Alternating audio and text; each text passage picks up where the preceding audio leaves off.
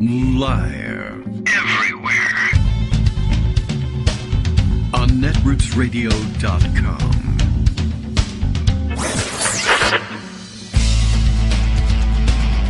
David Waldman. Kagro. In the morning. Now, here's David Waldman. Hey, good morning, everybody. How you doing? It is Wednesday, March 15th, the Ides of March 2023. If you wanted to be aware of the Ides of March, too late, or I guess presumably, I mean, they never really specified, like, beware the afternoon of the Ides of March. I would have been, if I were him, wary from the morning hours on, from the moment I woke up. In fact, I probably would have gotten technical about it and started my wariness, since I had been told to be wary, at midnight, probably last night, just to make sure that I didn't miss the part of the Ides of March the soothsayer was speaking about. Okay, well, this is it. I don't know what you're supposed to be looking out for. I mean, you're not Julius Caesar, so maybe it doesn't apply to you. I have no idea. Anyway, I guess the Daily Kos folks were supposed to be aware of the Ides of March, but they snuck up on them early and wrecked the place a little bit early. So slowly recovering over there, I think. The front page appears to be up and running. And I'm not having much trouble in displaying various pages, but can't post any stories, at least not for me. And maybe the rest of you, it's different, or maybe I'm banned. Who knows? That's a possibility too. But I can sign in just fine. And I can read all the things that anybody and any of you fine folks have been able to leave for us to read in the past, but I can't create any new content. And so we didn't have our roundup posted yesterday, though Scott did labor diligently in getting it ready, and it does accompany the podcast on Libsyn, and you can find it there. And I've been posting the summaries in the description field over at YouTube as well. YouTube, remember, I don't know. I mean, you might not care, but if you do, or you do remember and you don't care, but you remember nonetheless. YouTube recently pestered a bunch of people via Libsyn, I guess, to create channels for their podcasts and, I don't know, organize their materials that way, such that, all the same stuff is available. I had a page, and you could go, and there was really nothing else there. But not everybody uses their page that way. They may mix and match, but they wanted all of the podcast episodes in one channel, in one place, presumably where there was no other content. So, whatever. That's what I did. And I essentially copied things over to there. And now things post there directly. But the, I guess, salutary side effect of all of this was that it encouraged me to post the descriptions of each show with the YouTube file that went along with it, as opposed to only over at Libsyn. So if you missed your chance to read the summary on Daily Kos, you have that opportunity both at YouTube and at Libsyn. And, I don't know anybody who's been, in tears or in a panic in the last couple of days not being able to see the summary, but I assure you, they're well worth it. And of course, if we discuss anything on the air and you say, hey, I'd like to read that for myself because, David kept inserting commentary and ruined it. If you're David K. Johnston, you say, that guy ruined the reading of my article, which was carefully crafted, and I very specifically didn't say, whatever it is. But that's not the way his voice sounds. But it's an old joke about David K. Johnston, who was, I think, it was fantastic that he even bothered to pay attention to the podcast. And at one point, do you remember that? Really? That was a long time ago. I was just reading some of his material on the air and making comments along the way. And he was saying, hey, you don't differentiate between the material that I wrote, which is important to me. And he's right. And the material that you're adding. And although I think most listeners to the show could tell the difference between the two. Like, if it was well organized and well reasoned, it comes from the article. Unless I'm reading some crap from a local paper, which I comment on being crappy, which sometimes happens. And maybe it's an AI chatbot writing the story. Who knows? Versus my offhand scattered stuff that if I've made some weird analogy or compared it to, pumpkin cultivation in some way, that's probably me and not them.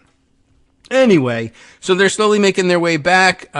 Justice, of course, I think, in keeping with the times, speculates, because it would be irresponsible not to, that Daily Kos might be down because of woke. That could certainly be the case. And speaking of woke, here comes Greg Dworkin, who woke up early this morning, as usual, to collect stories and get ready to share them with you, with or without falsetto. I don't know. We'll see. We'll find out how the day is progressing. Good morning, Greg. How you doing? Good morning. So I wasn't able to put anything up on Daily Kos because the site went down yesterday. I don't know. And that was due to Amazon, AWS, Amazon Web Services. Oh, so the servers went out. Amazon. The website's back up, but authors can't write on it. You get a forbidden message if you try to write a story. The forbidden stories. The forbidden stories. So no pundit roundup today, although I gathered it all for the show anyway. And I just, as I was listening to your introduction, I thought, the difference really is whether it's well organized and makes sense, which is to say it's a Democratic proposal, or it just is really stupid and makes no sense, totally scattershot, and you don't know why they said it, which is a Republican proposal. Yeah, well, and you can tell this from looking at their discussions about what happened with the ex-crisis that used to be a crisis but isn't a crisis anymore over at Silicon Valley Bank. Oh, okay. I was wondering which one. Caravans, wokeism? No, the one that was like it was Litterboxes? going to destroy the entire financial system for a few days, except it didn't. And that's be careful. They'll say that about default soon. Well, so that might be the case as well. The thing is, as I said on Twitter, Biden takes complicated issues like Silicon Valley Bank, or drilling in Alaska, Ukraine, Afghanistan. Ice cream. And comes up with complex and nuanced but practical solutions for ice cream. He eats it, for example. Yeah, now, they're not perfect solutions because you don't get any ice cream when he eats his ice cream. Right. Bring enough for the whole class. Almost like a grown-up is like doing governance. Yeah. And this is what we say we want from leaders. So that'll be put to the test because then you get the vote on it. Yeah. The big change from why don't you just ism, which is a terrible name for it, but that's all I've got. On the other hand, the Republicans have decided that the whole crisis has nothing to do with venture capitalists being greedy or Peter Thiel taking his money out of Silicon Valley Bank. It has everything to do with the fact that the banks are too woke, like in Mary Poppins. Mm-hmm. And we know they were woke because, look at the family. They're awake. Their name was Banks. I mean, that there is just like you got to follow that down the rabbit hole, What does that mean? Matrix glitch. Sure, your name is Banks. Right, wink, wink. Well, wink, wink. Yeah. They tried the woke banks thing in 2008, too. The Community Lending Act forced us to collapse. Right, so they're still doing it. This is Richard Grinnell posting on Twitter an entire article claiming politicians did everything right while a bank collapses. Not a word about how politicians should have seen that their policies of DEI and rainbows contributed to this disaster. No skepticism, just cheerleading the party who's ruling. So he's complaining about a AP story. And, not too difficult to unpack this. No skepticism, just cheerleading the ruling party. In other words, he's really unhappy with the fact that his message is failing. Not a word about how politicians should have seen their policies of DEI. That assumes you know what DEI even means. That's true. Which is one of the reasons why the whole shtick doesn't flow. Yes. They use all these, terms. I'm not even sure. DEI, I mean, I know what they're talking about, but, now I'm confused about specifically what... I have always thought of it as... Well, see, you could find somebody in the bank who said that we have to include everybody in our employees. Oh, look, the bank was too woke. Well, see, no, I understand that. Too focused on wokeness instead of worrying about, interest rates. Yeah, I'm sure that was the occupying all of directors who should be fired and never get a job in banking again. Yes. Because anybody associated with any kind of institution knows that interest rates are causing an issue. If you're responsible for like a small library group, you know this. Mm-hmm. Whereas you might not know. Why didn't the bank know it? It's their job. They knew it. An entire article claiming politicians did everything right while a bank collapses. Well, that's because, like I said, Biden did everything right. And you don't like it because, it wasn't your guys, it wasn't your team. So you're upset about it. Your team did the bad that's thing. the level of what's going on here. I guess so. I guess what was confusing me about DEI was I was thinking, well, shouldn't it be DIE? I was thinking like diversity and inclusion. I thought it was education, but it's in fact diversity. The E is equity, and it's just diversity, equity, and inclusion. Apparently, see, and it doesn't roll off your tongue either. And like normies are supposed to know exactly what it means. DIE looks terrible. Because, yeah, they do. Well, you know, these are the same guys who were running around screaming that there were definitely litter boxes in elementary schools, and parents were like, exactly. What are you? I'm in the school every day. What are you talking about? What are you talking about? But they were sure everybody knew that was the truth, and they were seeing those litter boxes. They weren't, but they were sure everybody else was, somehow. I don't know why. Okay. Right. Well, there's the bank thing. We fixed that. Also, woke derailed the train. Yeah, that too, right? Mm-hmm. Because they were way too focused on whether or not, they were hiring in a diverse manner, and they didn't, check the temperature of the wheels. We've only been going on the rails. We need to include off the rails as well.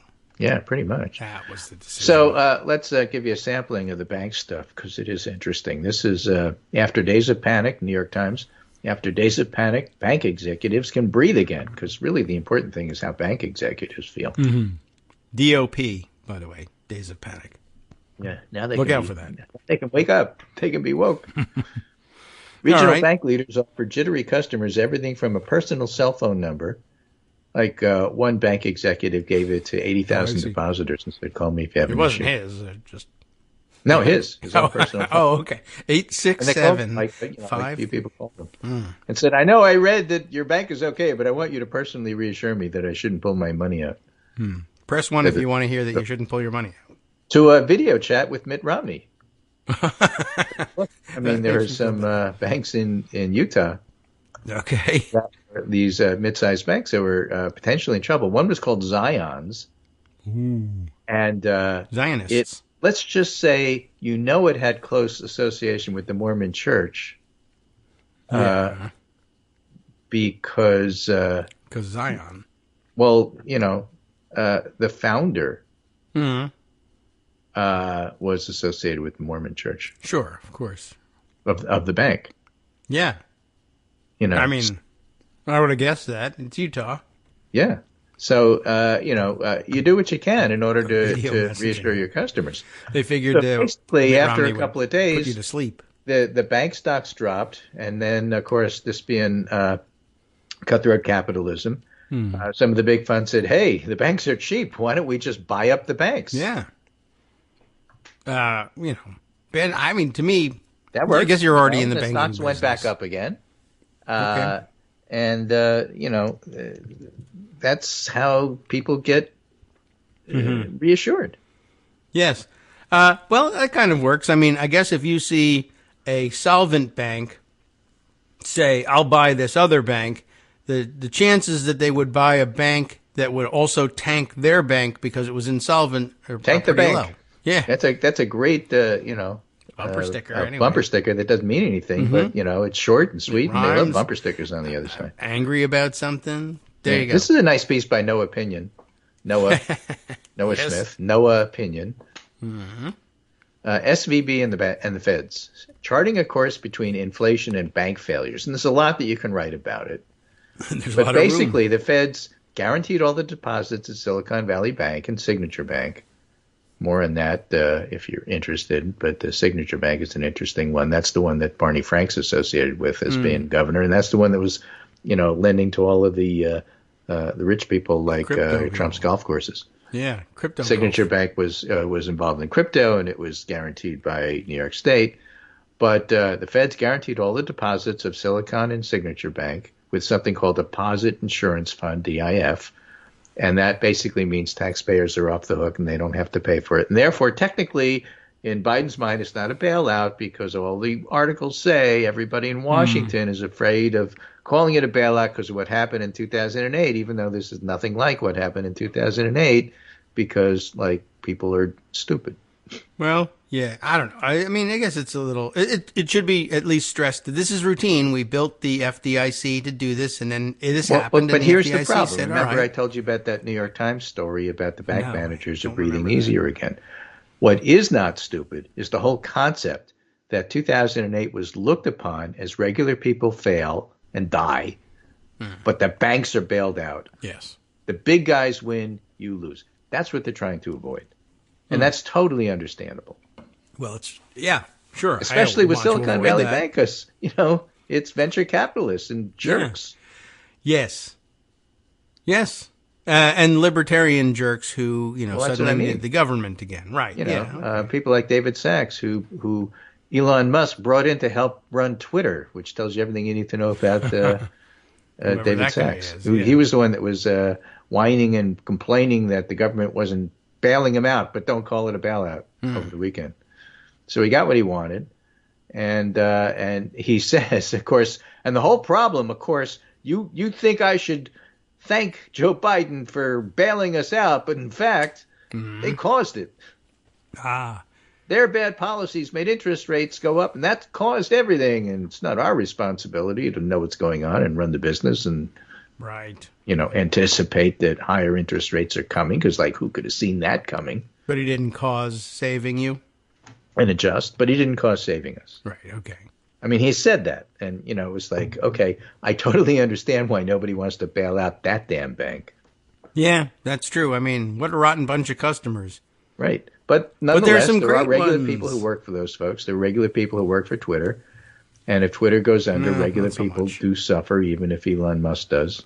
So, you got to separate those things out. The lunch places suffer. Secondly, it created a program called the Bank Term Funding Program, which will lend a bunch of money to other shaky banks in case they need to get cash quickly to pay their depositors. These are all good. Stabilized the system, ended the panic. We don't already have that? Stocks of other medium – well, no, not at this scale. Oh. The stocks of other medium-sized regional banks went down on Monday, but there was no major wave of deposit withdrawals. Yes. Okay. And so there's loose ends to tie up, like who can access it in future. Does this now mean that, in theory, the government is guaranteeing all uninsured deposits from now on? Will there be any new regulation on medium-sized banks? No.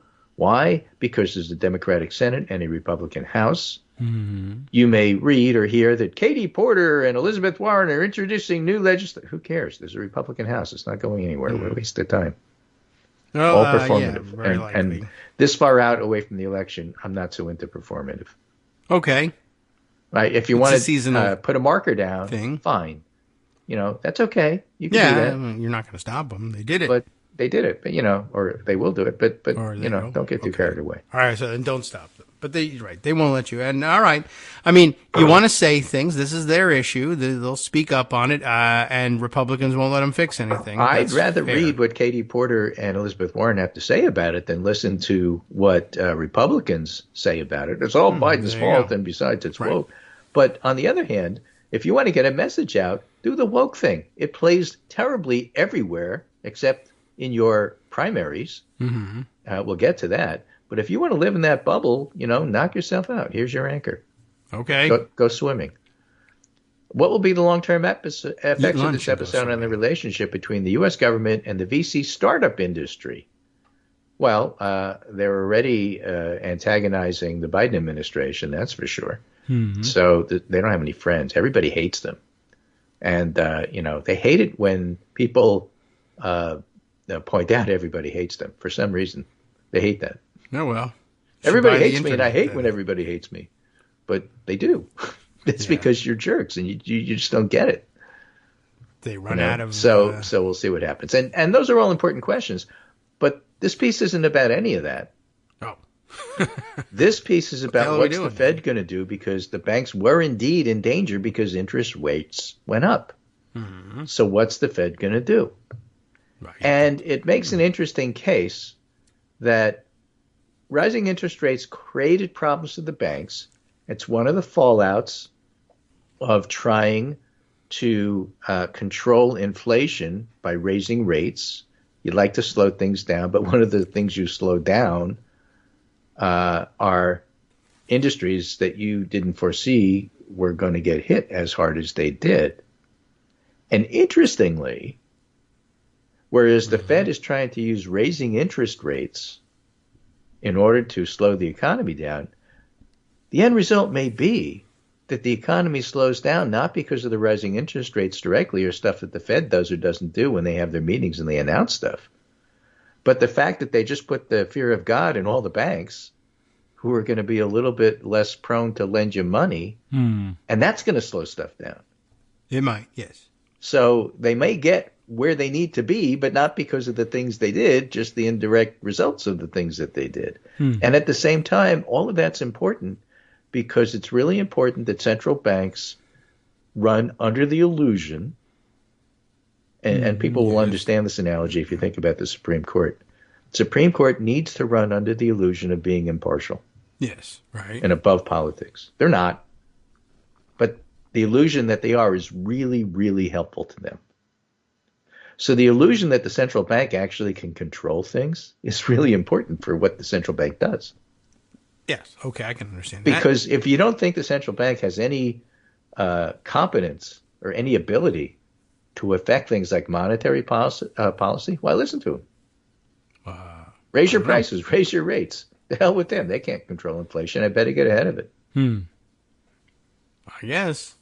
So, having things slow down is in the best interest of the central bank, not so much because it's good for the economy and it's great that you lose your job, but in theory, it's better for job creation later, and in practice, it's better for the feds if everybody thinks that they have control of this sort of thing. Weird. It is weird, but, that's part of, the things that folks are looking at now. Like, what does it mean that this happened? It happened because interest rates went up. Was that good? Was that bad? What's the Fed going to do? And what happens if, nobody pays attention to what the Fed does? That's not the situation now. Everybody pays attention. But what if they don't? What if they decide the Fed doesn't know what it's talking about? I don't know. I guess anything could happen. And in the age of competing theories like modern monetary theory, where they say, you got it right, everything is sort of made up and it all depends on imaginary power. What if we imagined a different thing? Right. Ooh. So he writes, central banks live in terror of losing credibility. If people believe that a central bank isn't willing to do whatever it takes to keep prices from spiraling out of control, they'll raise their prices because they think everybody else is going to raise their prices, and the central bank won't act to stop the madness. So when the central bank finally decides enough is enough, it has to raise rates even more and cause far more damage to the economy just to convince everybody things have changed and the hawks are once more in control. The grown-ups are in the room, And the Fed doesn't want that to happen, so, they're probably going to raise rates anyway, even though it's a bad thing. Huh. That's a prediction. We'll see what happens. Yeah. Okay. Right? And why are they doing it? Because they feel like they have to. Okay. Well, look at the latest inflation results. It's just not where we want it to be. Well, that's really what's driving your decision, or is it that you don't want to look like you're powerless? Yeah, maybe that's all there is to it. We can't do any good things, but we can do some bad things. The point is, we did them, and so there you have it. Now, here's some other performative stuff that Republicans don't want you to talk about. They want to talk about woke. Biden administration wants to talk about this. SEC and Justice Department look into Silicon Valley bank collapse. Regulators shuttered the bank, popular among tech firms and startups, last week after a run on deposits. Why? What did the directors get out of it? Now, if you're trying to tell people, as the Biden administration is trying to tell people, this wasn't a bailout, and what you're really doing is looking at the fat cats who owned the bank, good. That's a decent political message. Is it meaningful? I don't know. Yeah, I mean, I'm not sure. I don't know what's there. I guess we'll wait and see. It would make me nervous if I was a director of the bank, I guess, especially if I thought I had done things right. What's happening here? Why am I'm going to end up being blamed for this thing, and it might have been Peter Thiel doing this. So Utah Zion's Bancorp. Yeah, them again. And first started by Brigham Young.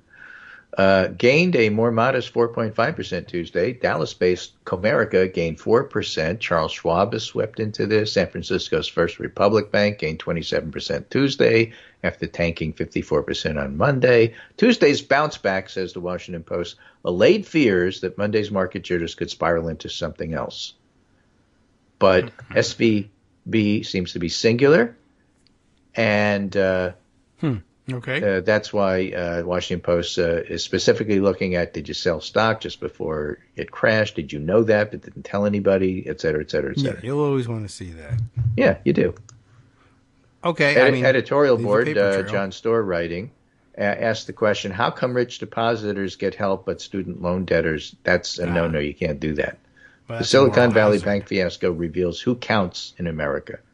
And there's a certain truth to that, but part of the reason is that if an individual, to be fair, defaults on their student loan, it doesn't send a ripple effect that affects banks in Utah. Yes, that's true. Whereas this does. So the scale of it is quite different. But yeah, it's annoying. Look, I mean, to intervene to help save the economy, which benefits some of the people who are venture capitalists and who are jerks, is really annoying. But sometimes you got to do what you got to do. And that's what I mean about Biden being the grown-up in the room sometimes. I can understand it. It is quite annoying. But yeah, I mean, that's just the real politic version of it.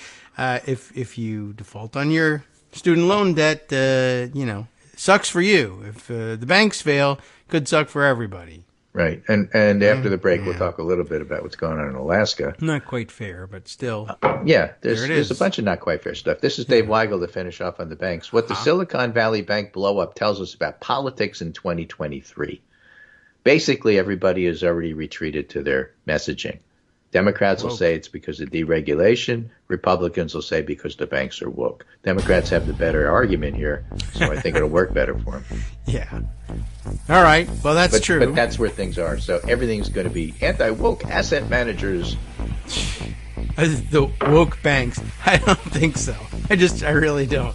I mean, there are maybe in hiring practices. Can try stuff and maybe in lending practices. It's just work. Yeah, I mean, everybody still has to fill out the paperwork. As Ruben Gallego said, look, not everything in the world is a noun, a verb, and woke. Well, maybe this will teach them. No, it won't. Hi, everybody. It's me, David Waldman. Yes, the same guy who interrupts you all the time. Interrupting you one more time just to tell you again, another reminder that your contributions are what keep this show on the air, and Patreon.com, Patreon.com, is still among the easiest ways to make the sustaining subscription donations that keep us afloat. Are you ready for the pep talk about how our Patreon campaign is still going strong and growing? Well, too bad. Yeah, the plain fact is we actually are headed in the wrong direction, and whereas we once had about 175 monthly patrons, we're now actually down below 150. Time to recruit some more. Not exactly the kind of news I wanted to share, but there it is. For those of you in a position to support the show, Patreon.com does make it easy to make those secure, recurring monthly contributions to do so. Patreon.com/KagroX gets you straight to our donation page. We've been through a lot together. The worst of the pandemic, we hope. The worst of the insurrection, we hope. So go ahead and treat yourself. You don't need an excuse. Give yourself the gift of a little something you enjoy in life. Support the show. And of course, if you happen to prefer using PayPal or even the Square Cash app, we're up and running on those options too. So thanks again, everyone, for all your support. We couldn't, or at least shouldn't, do it without you. Hope you'll be on board soon too. Thanks for all your support.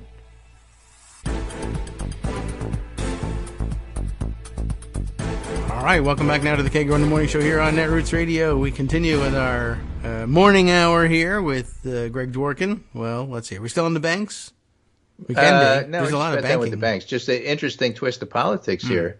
A noun, a verb, and woke is a great line, but it originally was said by none other than Joe Biden, who knocked Rudy Giuliani out of the race, basically, by saying Rudy Giuliani has only one thing to say, a noun, a verb, and 9/11.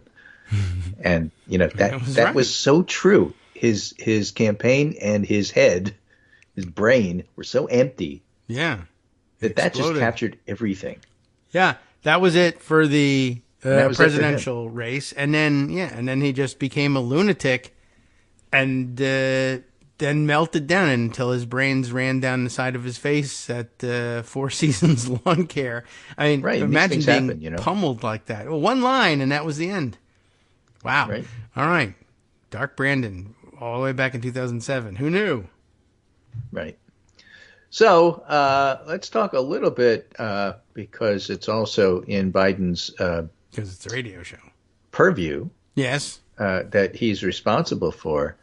And that is the Willow Project, which is drilling in Alaska.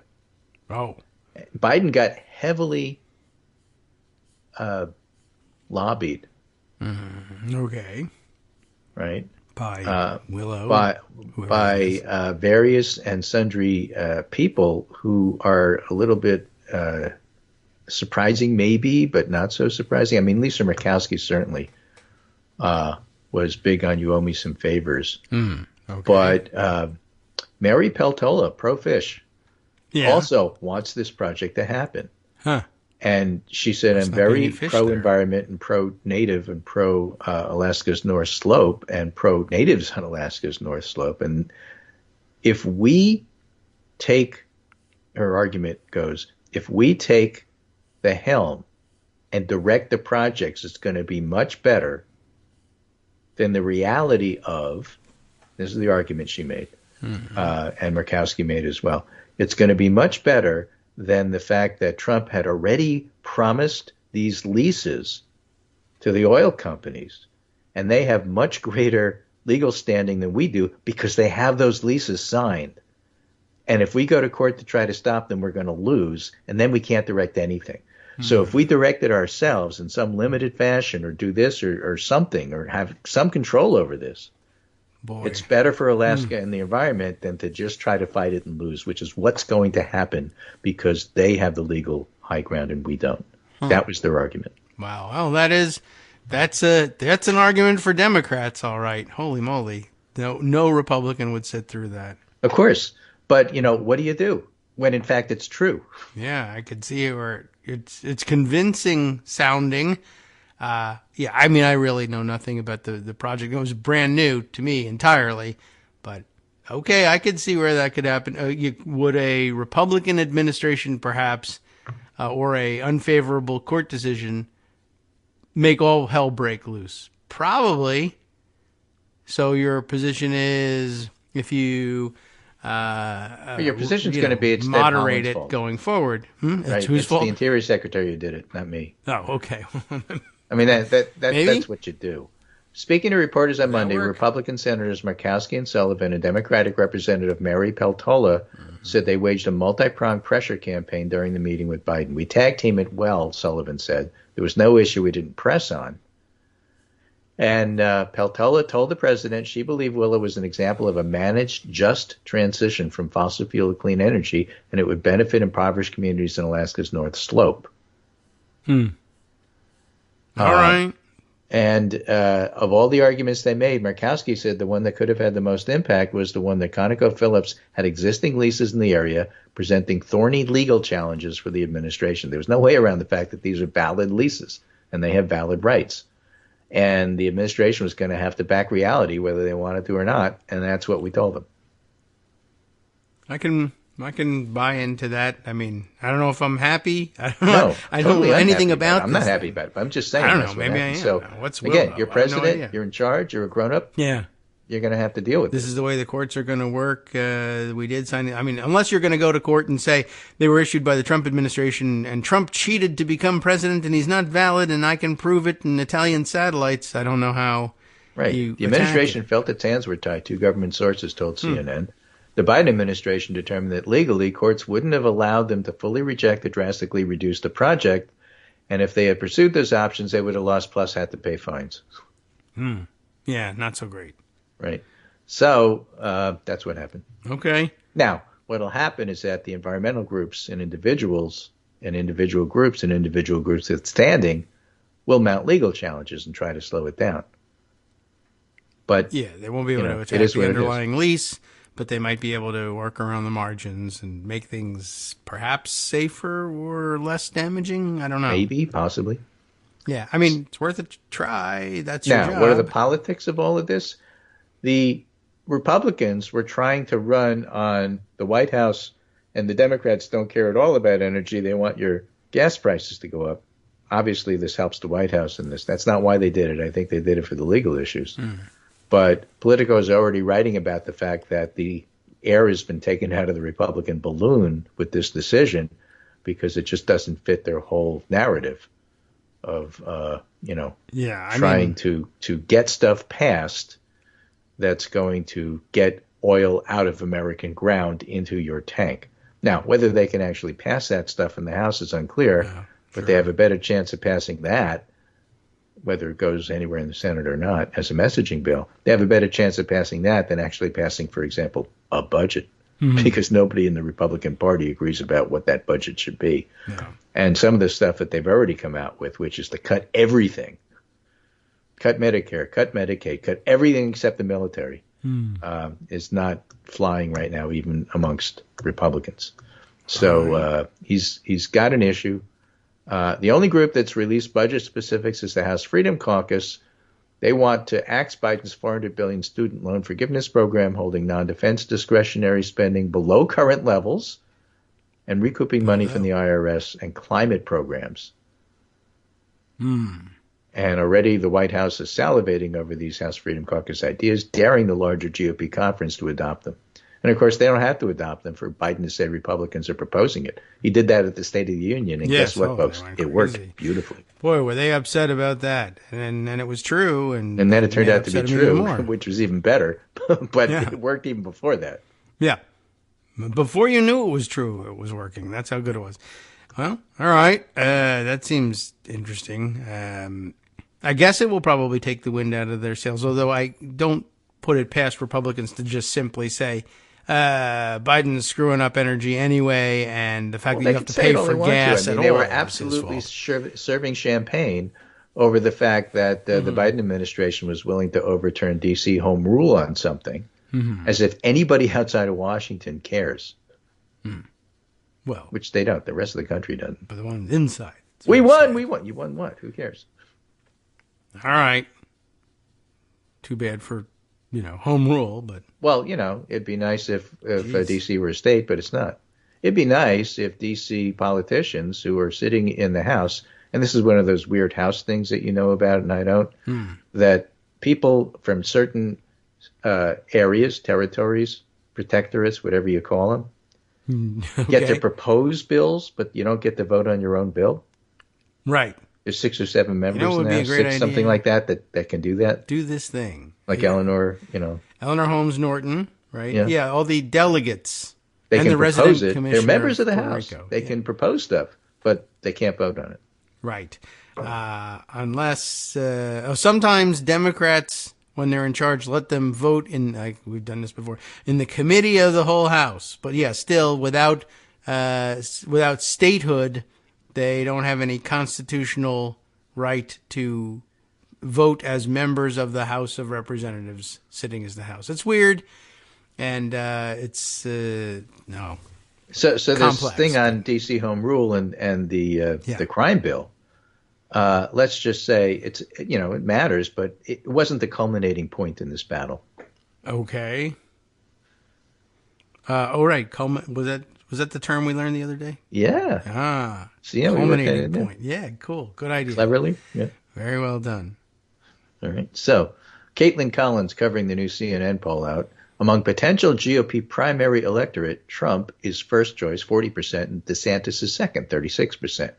Walter Shapiro would remind you that we don't have a national election. These are a bunch of state elections. Right. But still, just in terms of sentiment, that's not great for Trump. No, nobody I guess else not. is in double digits. Okay. So it's not great for anybody else. And on the strength of support of the first choice candidate, if I had a first choice in mind, I'll definitely support that first choice 60%, but 40% still might change their mind. So if 40% might change their mind and Trump is leading 40 to 36, that's not great for him. No.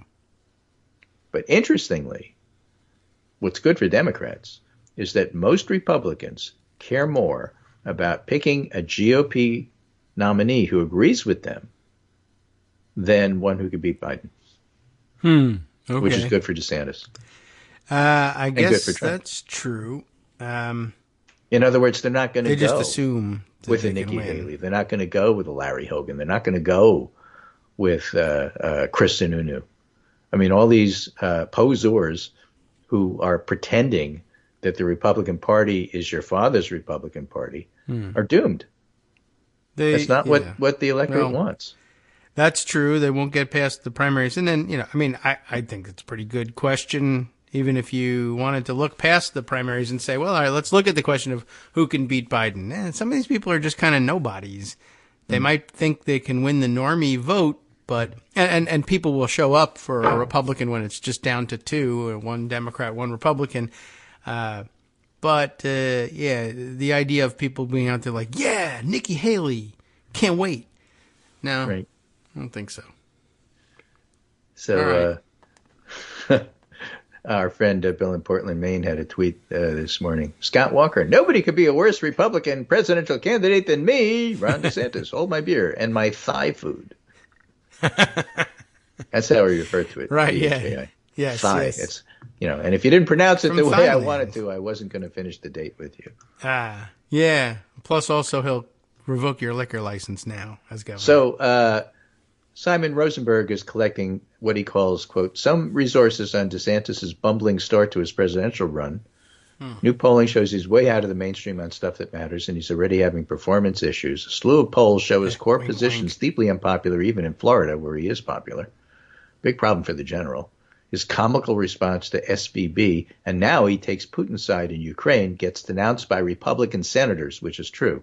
It's true that he said it's only a territorial dispute, and we ought really not to get involved with that.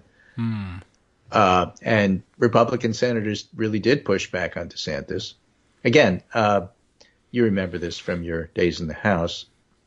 It used to be said that the other party in the House was our opponent, but the Senate was our enemy. And the Republican Senate and the Republican House are in such two different worlds. It's astounding. Yeah. Led by Mitch McConnell, who, by the way, is in rehab right now, recovering from concussion and a broken rib. So he took a pretty hard fall when he fell. But the senators said things like Wicker, I completely disagree with his comments. Kramer, it's in our interest to be with Ukraine. He's wrong.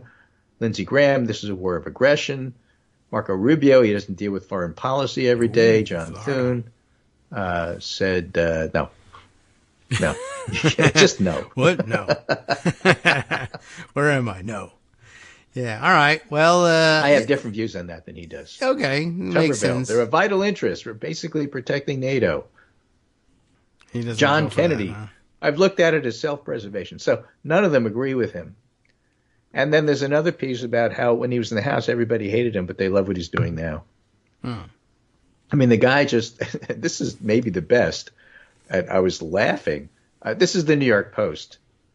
Rupert Murdoch's New York Post. DeSantis must show leadership on issues like Ukraine to be president. And then somebody posted excerpts of an article, and I haven't had time to track down where the article came from, that basically said DeSantis is terrible in public, but he's trying to get better at it. For example, when he was in Iowa recently, he held a baby. All right. You grew a baby. He held one. That's as much as he did. That's good. And good COVID protocol. Didn't kiss the baby. It didn't eat the baby. He didn't drink its blood. That's good, too. He's getting better. For example, he was in Iowa and he didn't drop the baby. Hooray! Punted the baby, didn't. Wow. Didn't refuse to touch the baby. Who knows? Well, that's okay. Small steps. Baby steps in giant boots for exactly. Ron Giant white DeSantis. boots. Okay. So this editorial in the New York Post goes on to say, this is a clear sign the governor needs to correct course and show real backbone here to lead, not dodge. Again, interesting because it's Rupert Murdoch's voice. Yeah. Because all editorials in all Rupert Murdoch papers are Rupert Murdoch's voice. I guess so. Whatever that voice sounds like. I don't even know if I hear him speak all that often. I'll have to go listen. House Republicans, says Scott Wong, this is in NBC News, say DeSantis had no friends in Congress, and now many want him to run for president. And for a lot of reasons, people are likening DeSantis' run for president and his function as governor. That would be what Ted Cruz would do if he were governor. Like, everybody would hate him, and he'd do stuff. And they'd say, yeah, we love what you do. We hate. Your policies, we love. All right. Yeah, that's a possibility. Oh, really? Well, let's do this. Can I get a sufficient second? No. Even for the policy you liked. Ask a House Republican, says Stock Wong, about DeSantis' time on the Hill, and here's what they say. Quote, he had no friends. Quote, he was not a very effective member of Congress. Quote, he didn't seem like he liked being here. Quote, he was a bit of a loner. Oh. And this one, which was, he's not very collegial. Stuff. And then Scott Wong's favorite. Who's somebody you'd want to have a cup of coffee with, or a glass of wine, or a beer? His wife, not him. Well, I could see that. I mean, certainly if you're an aspiring autocrat, and we're not certain that he was one at that time, but if he had ideas about that, then serving as a backbencher in the House, even in the majority, is just nothing. When I say that Ron DeSantis is not a people person, and he doesn't really do that well in retail politics in places like Iowa and New Hampshire, where you have to meet people and get in their living room. You know, you remember all those famous Saturday Night Live sketches about, Jimmy Carter doing your dishes and sort of, that's the way it has to be in places like that. And DeSantis just ain't good at it. He's right. He's a guy. He will put on a production where he has staffers to make a little bubble and make it look like he's in charge of everything. That's where he's comfortable, and he gives orders from behind their protection. When he's out there meeting people who might disagree with him, or he's not on the firmest ground, or might not be an expert in the policy area he's talking about, he's just dead weight. He's a loser. Interesting. Well, normally you don't win elections that way, but I guess now in the new pro-autocratic Republican Party, you do. Where image is everything. That's the thing, and again, when Democrats look at figures like Trump and like DeSantis, we recognize their policies suck.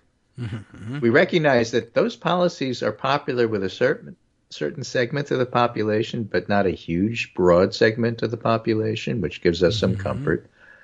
We recognize that part of Trump's appeal is he can be a lovable rogue, a liar, but a charming one. That's how con men, make their living. That's how grifters make their living. I think that's fair to say. DeSantis doesn't have those traits, but he is much better organized than Trump. And so those are his skills. And so that in and of itself, is certainly a thing on the ledger that goes and says, okay, that's in the plus column for him. So should he win, the fact that he's organized is bad for us. The fact that Trump was completely disorganized is probably what saved us for 4 years. Mm-hmm. Yeah, that's the big thing. Does that alone, being organized or having a ton of money, ask Phil Graham, does that guarantee a win? No. Well, they're two different jobs. Running for election and then governing. If somebody were to hand him the presidency, or he were to take it in a military coup or whatever, if it were somehow handed over to him, he would be a much more effective autocrat than Trump ever was. Right. But if you asked who could persuade Americans who are still allowed to vote on who their president should be, I guess the answer would be Trump. Right. Okay. And so that's why I think Trump has the advantage in the Republican primary. Yeah.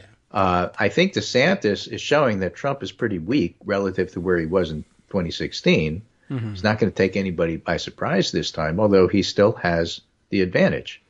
On the other hand, DeSantis, while he has, the potential, because people like his policies, even though they can't stand him, the fact that they can't stand him is bad. Mm-hmm.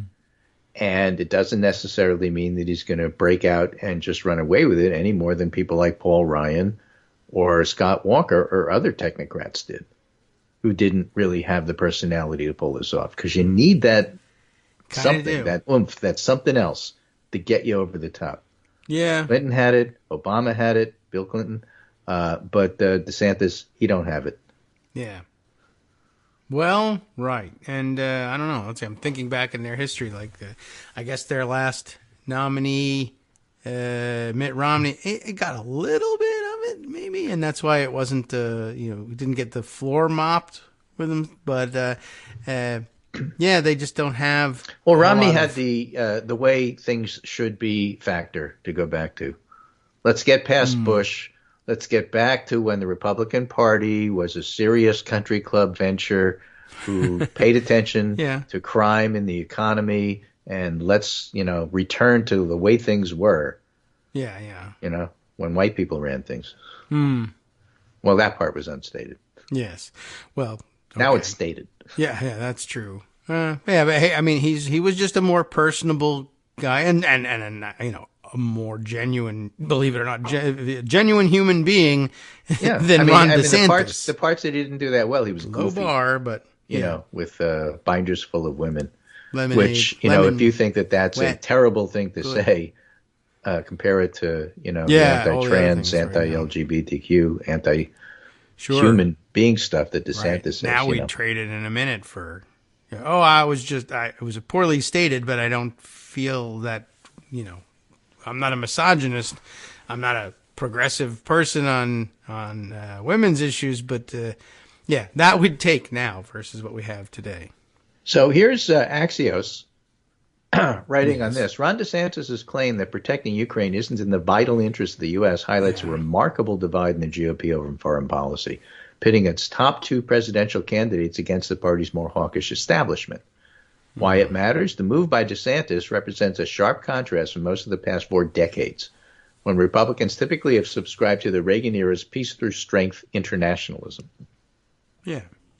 Florida governor's stance on foreign policy means so far most of the GOP electorate is siding with candidates who differ from the more hawkish views of GOP leaders. And that's a problem. Axios says something which, you can skip over. It provides an opening for a third candidate, maybe Haley or Pence. No. Why does that matter? But it sets up a stark choice on foreign policy for voters in 2024. A Republican candidate who doesn't see helping Ukraine fight off a Russian invasion, and a Democrat, likely Biden, who sees the war as a defense of democracy. And driving the news, DeSantis said Monday in a statement to Tucker Carlson's show on Fox News that the U.S. involvement in Ukraine should be limited because there's a territorial dispute. Now, Trump already criticized DeSantis' comments by calling him a flip-flopper. Chris Christie told Axios DeSantis sounds like Neville Chamberlain. Oh, yeah.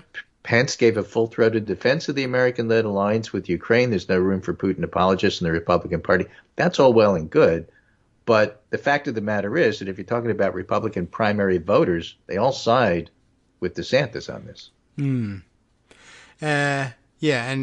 Pence rings a bit hollow. There's no room for this in. No, it's all posturing on everybody else's side. You served as the vice side, president of one who was a Putin apologist. The point here is what's happened to the Republican Party, not so much what's going to be the effect on the candidates. Okay. The Republican Party is not the Republican Party that anybody knows. This is the Tea Party with DeSantis and Trump at the head of it. And that's all it is. And everybody else can take a back seat. And, that's why I think that the party is ripe for a split in 2024. People won't see it until a lot of these conservative Republican suburbanites just refuse to vote for people like DeSantis. That doesn't mean they'll necessarily vote for Biden. Although some of them will, some of the never-Trumpers. But a lot of them will just stay home because this is too much for them. Oh. Well, yeah, I don't want to sit through that election, but that may be the outcome. It will just make me extraordinarily nervous. Right. What can you do? Meanwhile, Trump says Pence is to blame for January 6th violence. Right. Heard about that one. This is great, right? You didn't go along with what I wanted, so it's your fault. That's generally true. I mean, right. You didn't give me your wallet, so I had to shoot you. Don't blame me. Yeah, I mean, what was I supposed to do? You were holding the wallet. Yeah, you wouldn't give it to me like I asked you to. I don't believe this. Yeah, well, I mean, I don't know. Pence, that's fine. He's opening himself up to it with his weird, weak statements like, Look, Pence has only one choice, and that's to testify in front of grand juries. If he doesn't do it, then nothing else he says matters. Mm-hmm. And he has that option, and that would make him truly news. That would be newsworthy. Plus, he'd get to retire. You're never going to be president. Just relax, join a think tank, and testify. Yeah, just get to it already. To take us to the end of the hour, this is Jonathan Martin writing in Politico. Don't be fooled. Why leading GOPers are taking aim at both Trump and DeSantis. The ex-president has his rock-solid core and little else. The real GOP fight is over who should emerge as the best alternative. And again, quotes people like Christie. If we continue down this road, it's a road that will lead us to another 4 years of Biden, Christie warned, repurposing Trump's memorable vow that Republicans would become tired of winning on his watch to lament their losing and losing and losing and losing. But what was more revealing about Christie's half-hour remarks was the less direct but unmistakable and certainly not whispered criticism he leveled at Ron DeSantis. In other words, reporters are discovering that some of the Never Trumpers are actually Never Christie as well, and it's shocking them. Never Christie or Never DeSantis? Or Never DeSantis. Yeah, okay. Yeah, I mean, rather. also it's shocking them that the Stop Trump campaign is actually Stop Trumpism.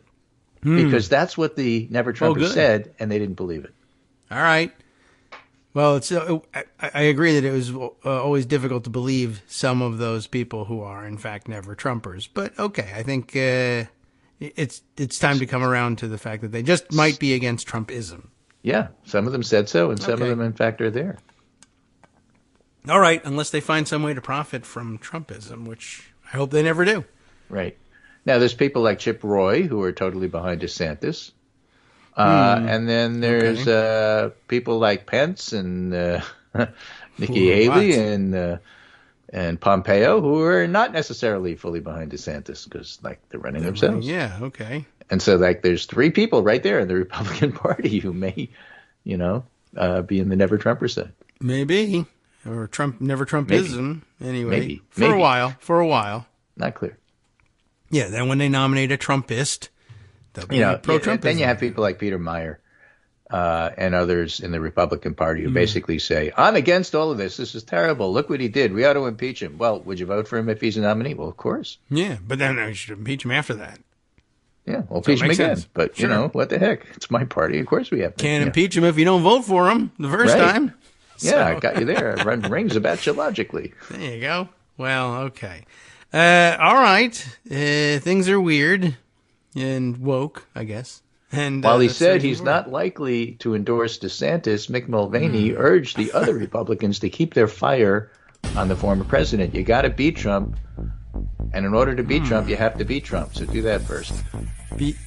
In order to beat Trump, you have to beat Trump? Yeah. Okay. You can't beat Trump unless you actually go out and take him down. Right, sure. I was worried trying to say. You can't beat him. And so therefore, keep your fire on him and leave DeSantis alone, not because DeSantis is wonderful, but you got to take Trump out first. But taking him out with DeSantis is not worth doing. All right. Bad news. But it's Mulvaney.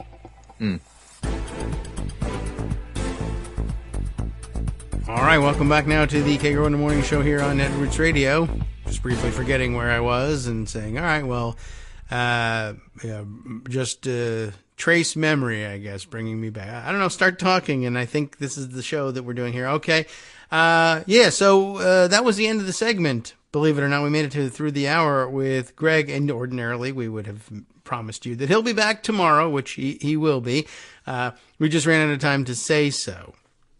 So, okay, I guess we had an awful lot to cover this morning. And so if you were looking for a goodbye, well, you'll just have to wait around until there's a hello on Thursday. And then after that, he'll say goodbye for the weekend. And he was checking for us during the break. Daily Kos still sort of hovering in that limbo where the site is up for reading, but you can't post new stories.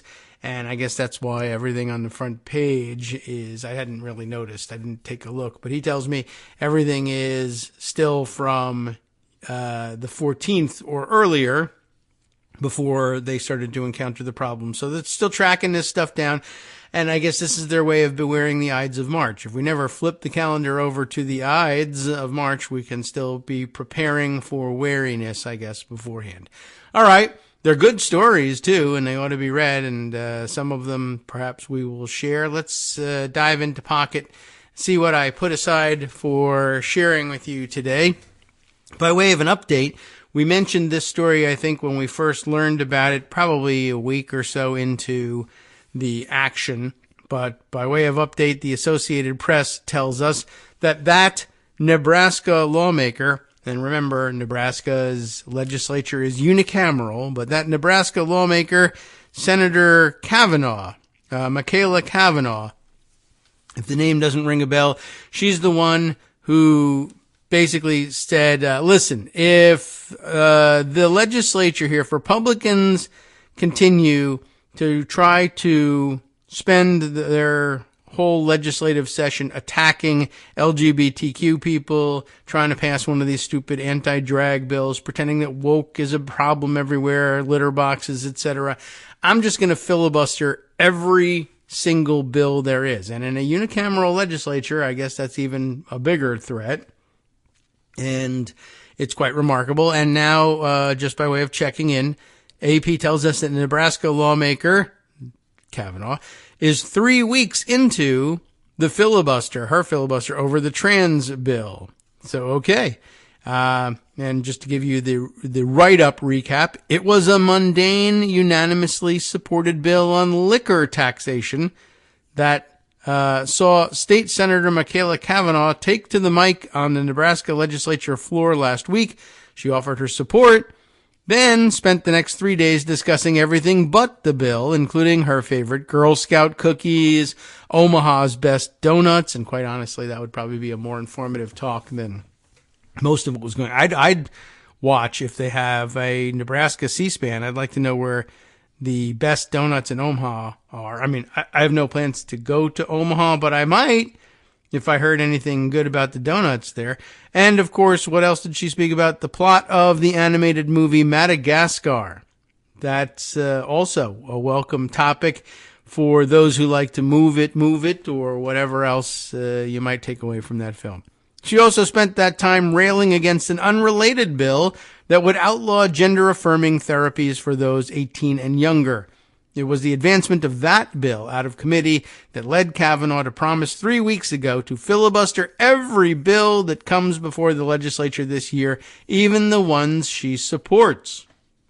If this legislature collectively decides that legislating hate against children is our priority, then I am going to make it painful for everyone, the Omaha married mother of three said. I will burn the session to the ground over this bill. All right. True to her word, Kavanaugh has slowed the business of passing laws to a crawl by introducing amendment after amendment to every bill that makes it to the state Senate floor and taking up all 8 hours, debate hours. Okay, I can read, I promise you. Taking up all 8 debate hours allowed by the rules. We're learning a little bit about the rules of the Nebraska state legislature here. Even during the week, she was suffering from strep throat. That's rough. Wednesday marks the halfway point of this year's 90-day session, and not a single bill will have passed thanks to Kavanaugh's relentless filibustering. In case you were wondering, can it be true that a single senator can really filibuster every single bill? Like, you never see that happen long term in the United States Senate, although they have lots of tools to try and make it easier. The holds and getting people to join with you and filibuster, the silent filibuster that they have now because of the affirmative 60 vote rule, et cetera, et cetera. So in that context, it's very difficult to imagine a United States senator literally alone filibustering every single bill. The rules must be different, and they are. So that explains it.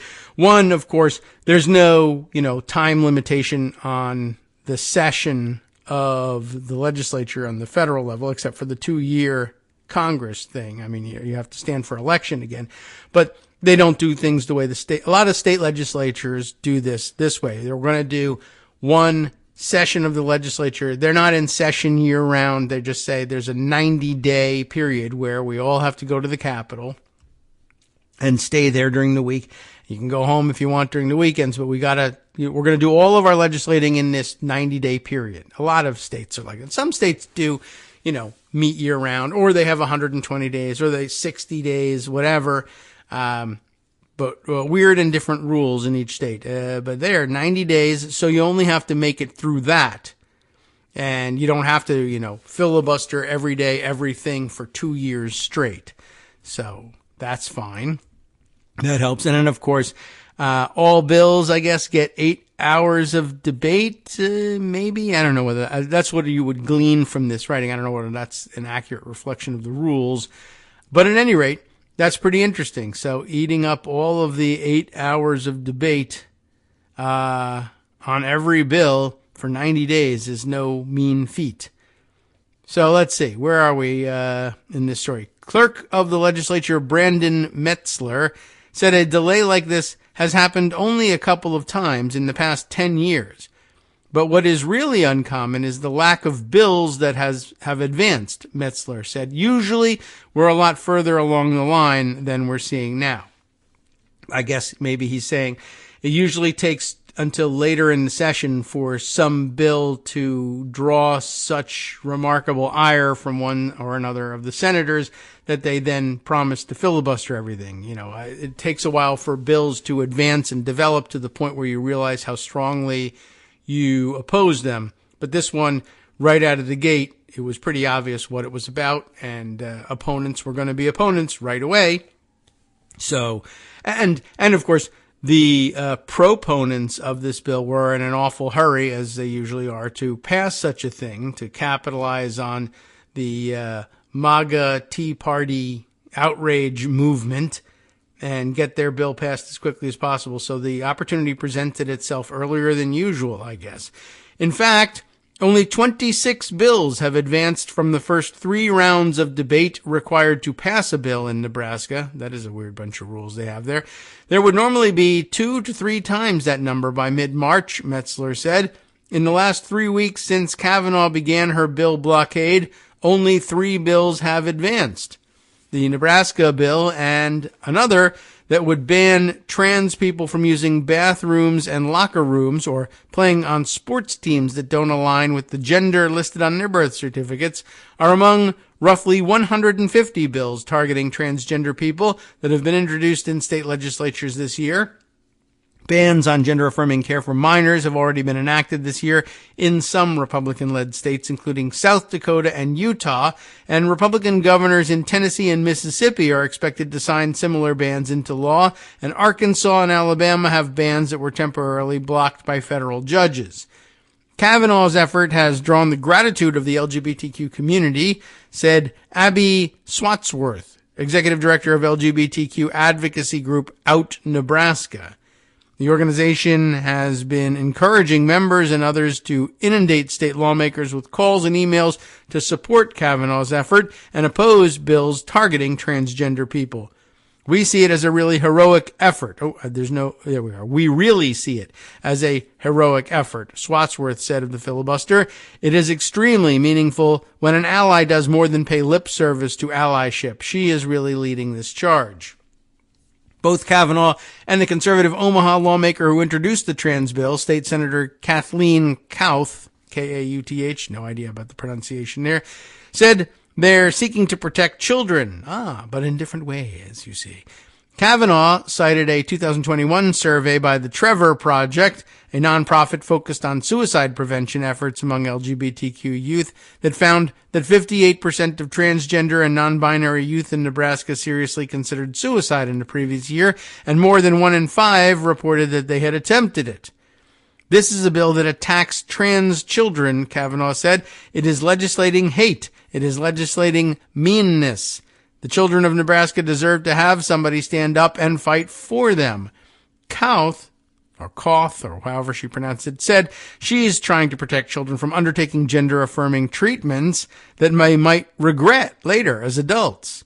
She has characterized treatments such as hormone therapy and gender reassignment surgery as medically unproven and potentially dangerous in the long term, although the American Medical Association, the American Academy of Pediatrics, and the American Psychiatric Association all support gender-affirming care for youths.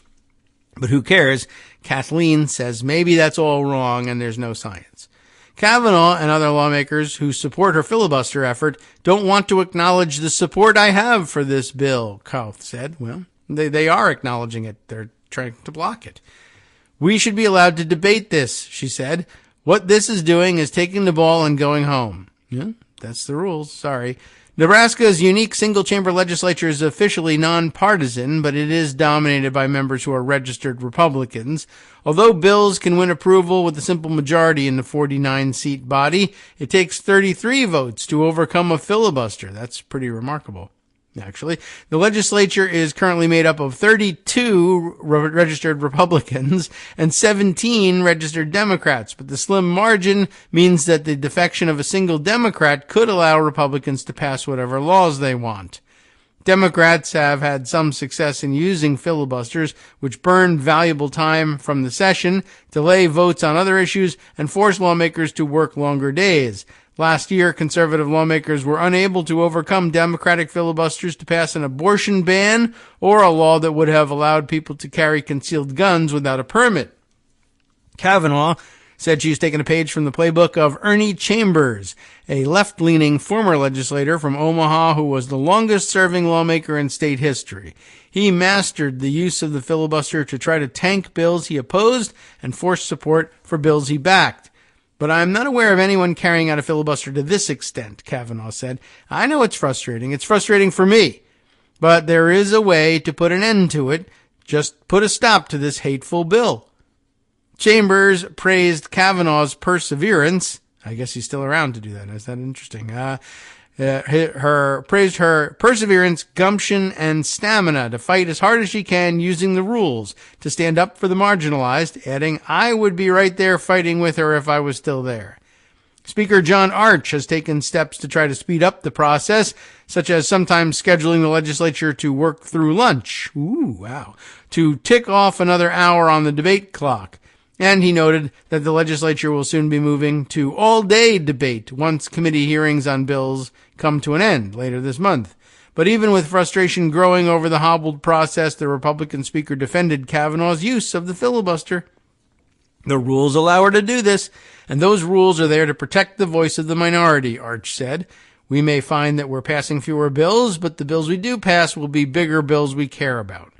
It's not an un-Republican way of looking at the small government kind of thing, right? Chambers said this is a sign that Kavanaugh's efforts are working. Typically, the speaker will step in and seek to postpone the bill causing the delay to allow more pressing legislation such as tax cuts or budget items to move forward. I think you're going to start to see some of that happen, Chambers said. I think if Kavanaugh has the physical stamina, she can do it. I don't think she shoots blanks. Wow, okay. So, yeah, that was a little longer than, you needed to know that she was actually doing this thing. But I thought, let's make her famous for it and support her with this and maybe learn a little something about the Nebraska legislature along the way. So I feel that it was time well spent and that her time is being well spent as well. Okay. Let's see. Other things that I have lined up to share with you. There are many. Let's see. This was kind of interesting too. And this is something that was passed on. Oh, and I forgot to let everyone know that John Shiflett was up and monitoring today's program and letting everybody know that we were on. But he suggested an article just yesterday, which is, pretty complex and, but interesting as well. And I first saw a support piece that he sent along with it, but he's got a piece from the LA Times, which is a paywalled paper, and they have every right to do that. And, I can't subscribe to everything, but that's one I've always considered, but I should get off my butt and actually do it here. But an interesting piece here, and I can't even get the byline check that I need to do. So I'm stuck thinking that it is perhaps, according to Pocket, Sarah D. Wire, not Wire Service, but Sarah D. Wire, who writes for the Los Angeles Times on this piece, asking the question in the headline: are the feds ignoring Trump allies' multi-state effort to access election systems? Experts raise alarms for 2004. As dumb and crazy and conspiracy-minded as Trump's allies are, and in many cases committing felonies in order to further their interest in their conspiracy theories, while we're in some cases catching them and putting them away, there are problems, longer term problems that could result from their activities that might be getting ignored. This is sort of a weedy issue, but hey, you came to the right place. Here's the way it's written up again in the LA Times. As news trickled out that former President Trump's supporters had organized to access federally protected election machines and copied sensitive information and software. Remember, that's been stolen in certain places, and that Mike Lindell, the pillow guy, has been distributing it through his various seminars. And although the people who were typically in possession of it keep getting arrested or charged with crimes, the fact is that it's out there, right? And that's worrisome.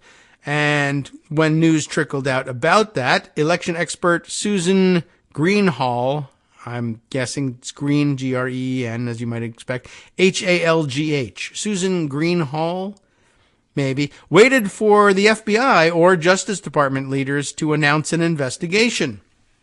It just seemed so stunning that we thought, well, of course there's going to be a big reaction and the government is going to investigate, said Greenhalgh, senior advisor on election security for the nonprofit Free Speech for People. That's who I think should have free speech, not AI chatbots. When months passed with no such announcement, Greenhalgh and others, over a dozen other election experts, wrote a 14-page letter to the Justice Department leaders in December outlining what they call a multi-state conspiracy to copy voting software and asking the agency to open an investigation. And John sent on the letter itself, but again, it is 14 pages. So we'll just stick with the description of what the contents say that the LA Times is providing us. But we can provide you, well, the link to the letter is right here in the piece as well. Greenhalgh was baffled when she received a terse non-committal response from the FBI a month later that seemed to indicate no action had been or would be taken at the federal level. I mean, that is a good question. Why is that not happening? Now, just months before the 2024 presidential primaries, it remains unclear whether any federal agency has plans for a comprehensive investigation of the effort to gain access to election systems. Election and law enforcement experts are concerned that the stolen information might be used to interfere with future elections and that the FBI and Justice Department may be sending the wrong signal to those responsible if agencies don't investigate. Now, I guess it should be said, and I'm sure it'll be noted somewhere in here, that there are state authorities in many cases prosecuting these offenders or these offenses, but no coordinated federal response, which might be sufficient case by case, but I think they're also trying to make the case that there are perhaps undetected and therefore uncharged and unprosecuted co-conspirators, because it is a multi-state coordinated effort, and that very naturally leads or should lead to a federal level investigation. Anyway, without a national investigation, we're never going to know what the overall plan here was, Greenhalgh said. Don't we need to know that? She continued. We don't know what this was all about, and it's dangerous to guess or assume that, oh well, because President Biden was inaugurated on January 20th, this no longer poses a threat. The bulk of what is known about the effort has come from investigative reporting, a handful of state inquiries, and a years-long federal civil suit against Georgia authorities, yes, over the security of the state's elections. Those sources found that an organized network of people scrambled to access county election systems in the weeks after the 2020 election and in at least the first 6 months of 2021.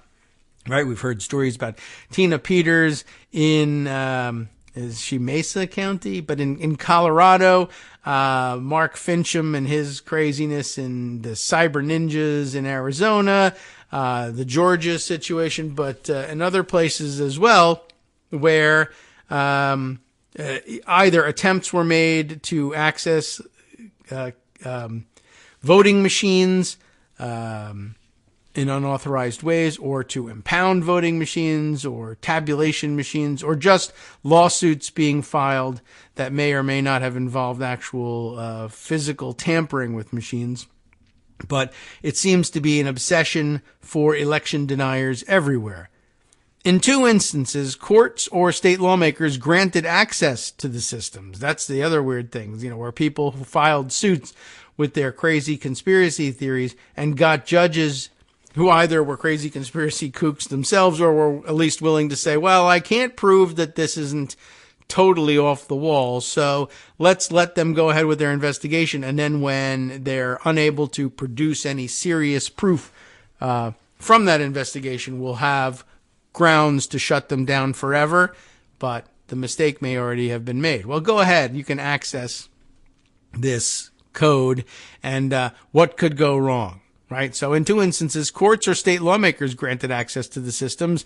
In a handful of states, Trump supporters convinced election officials or law enforcement to give them access to election machines, including in, there it is, Mesa County, Colorado, but also Coffee County, Georgia, Fulton County, Pennsylvania, and several Michigan counties.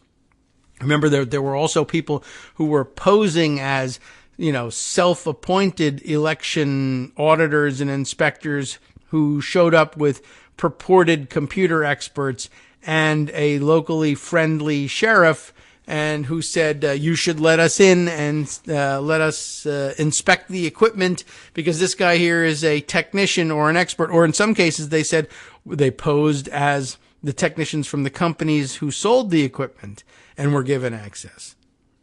Pretty wild. Well, there's obviously problems that are going to stem from that. Let's see. Those involved have indicated in news reports that similar efforts to access election machines were made in several other states. It's not clear that every county where election systems were accessed has been identified up to now, right? In fact, I missed this whole paragraph. After obtaining access, third parties copied sensitive information, including software used in election equipment in a majority of U.S. counties, and shared the information with an unknown number of people. We just don't know how many times this happened and who's got it. Despite evidence that the same people were involved in multiple states and that the effort was funded in part by prominent Trump supporters, including his former lawyer, Sidney Powell, there is little indication of a federal inquiry being underway. Because there is a nationwide pattern here involving the same people, and because of the risk that those individuals will organize this year yet again, I think it is important that federal authorities look at the larger pattern, said Norm Eisen, that name we've heard before, a longtime election lawyer who was involved in Trump's first impeachment. It needs to be analyzed as a recurring pattern so that that pattern does not continue to occur in the future. Election machines are considered part of the United States' critical infrastructure on a par with the electrical grid, dams, and nuclear power plants, and are supposed to be kept under lock and key, with county officials keeping tight records of who accesses voting system hardware and software to prevent manipulation or tampering. Several jurisdictions where third parties have improperly accessed election machines have had to replace compromised hardware, a taxpayer expense. Greenhall, who is a consulting expert for the plaintiffs in the Georgia civil suit, said she was aghast when people allegedly involved in accessing the Coffee County election system and believed to have accessed the machines in other states, said in depositions that they hadn't been contacted by federal agents. The attorneys were asking people who were directly involved in what was potentially unlawful activity in Coffee County, have you ever been contacted by law enforcement? Have you ever been contacted by the FBI office? Have you ever been contacted by DOJ or special counsel? And they were saying, no, Greenhall said. The 4-paragraph letter she received from the FBI Public Corruption and Civil Rights Section Chief R. Joseph Rothrock did not address whether a national investigation was underway, nor did the letter contain boilerplate language typically used by the FBI or Justice Department stating that agencies will not confirm or deny the presence of an investigation. Though the FBI may provide investigative support to state and local authorities, a formal request for assistance must be made by the investigating authority. Should the local authorities make such a request, the FBI will assist as deemed appropriate, the letter states. That's unusually clear language for them. They could just neither confirm nor deny, which is a confirmation, I guess. The Georgia State Elections Board made such a request. It publicly announced at a September 2022 meeting that it had asked for the FBI's assistance because the conduct in Coffee County paralleled conduct in other states. FBI spokespeople declined to answer questions from the Times about the letter or whether a national investigation was underway. It's absurd. It's absolutely absurd. There's no question that the Justice Department has the authority to investigate a potential federal crime within a state without getting an invitation, Greenhall said. Yeah, maybe. I'm not familiar enough to know, but certainly possible. The FBI has assisted with investigations in at least 2 states. A spokesperson for the Georgia Bureau of Investigation said the state agency had worked with the FBI in its investigation of the Coffee County incident, but had not made a formal request for assistance. So I guess maybe that isn't absolutely necessary. In September, the FBI obtained a warrant to seize the cell phone of MyPillow executive and Trump ally Mike Lindell, and we'll find out why they did that and what came of it after this. Hi, I'm Scott Anderson, the guy that writes the daily summary for this show, Kagro in the Morning. Thank you to everyone that supports this show. Many of you send donations through PayPal, Patreon, Square Cash, Radio Public, and so on. Some of you write your own essays and send them in, or read articles with your own commentary. We appreciate it. Now, some of you are listening to this and thinking, I'd like to help, but isn't there something I could do that wouldn't require money or effort? Why, yes, there is. You can just like us. On Daily Kos, they call it the recommend button. YouTube has a thumbs up. There are hearts and likes and love buttons. Tap our love button. Tap our love button every day. Share our shows and summaries on Facebook and Twitter, YouTube and iTunes, Stitcher and Amazon. Most of these places allow you to write a review, so a sentence or 2 would be great. Recommend us to social media, or tell your friends to listen to the show. You aren't just helping us, you're helping them find their new favorite thing to listen to. You could change the world. So thank you in advance from me and everybody else in the world.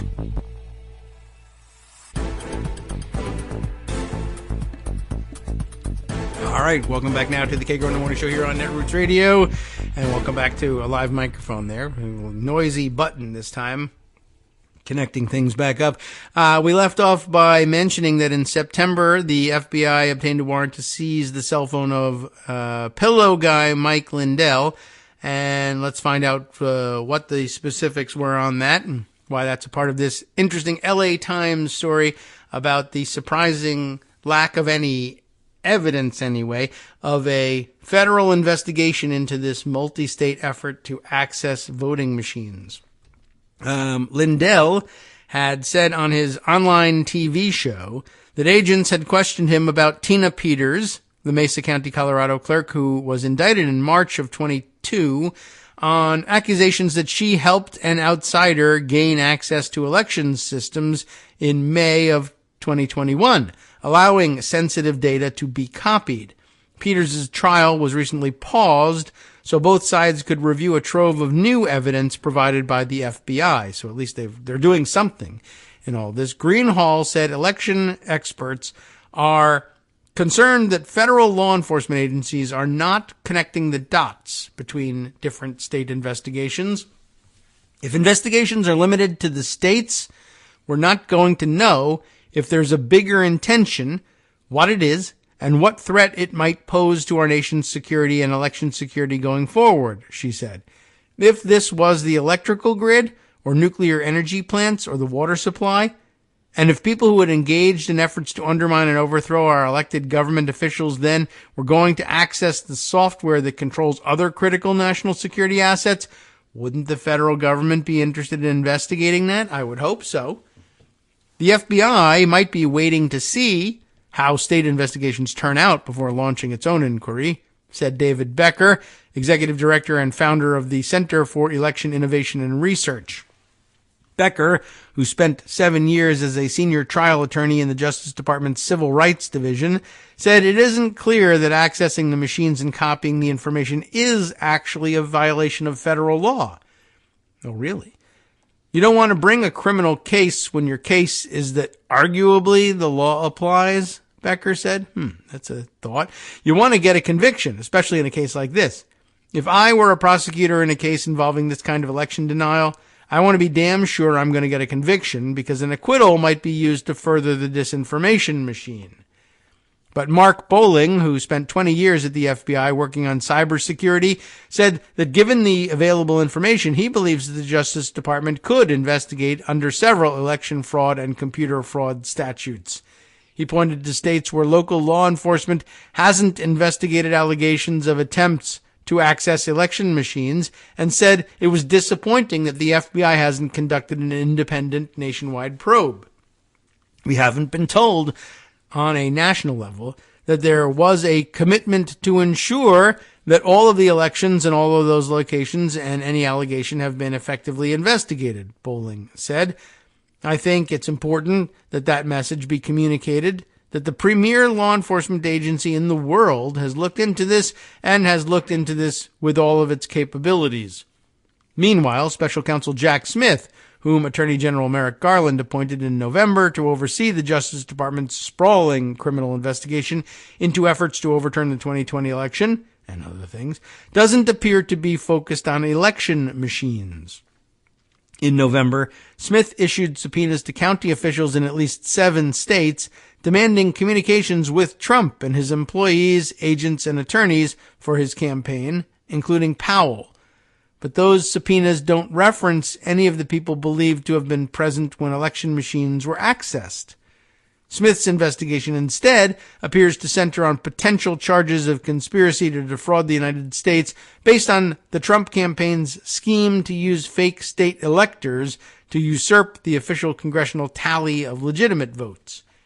Cybersecurity and election experts say that a full investigation into who accessed election machines in 2020 and 2021, who paid for the efforts, and how those involved intended to use the information is necessary to prevent problems in the future.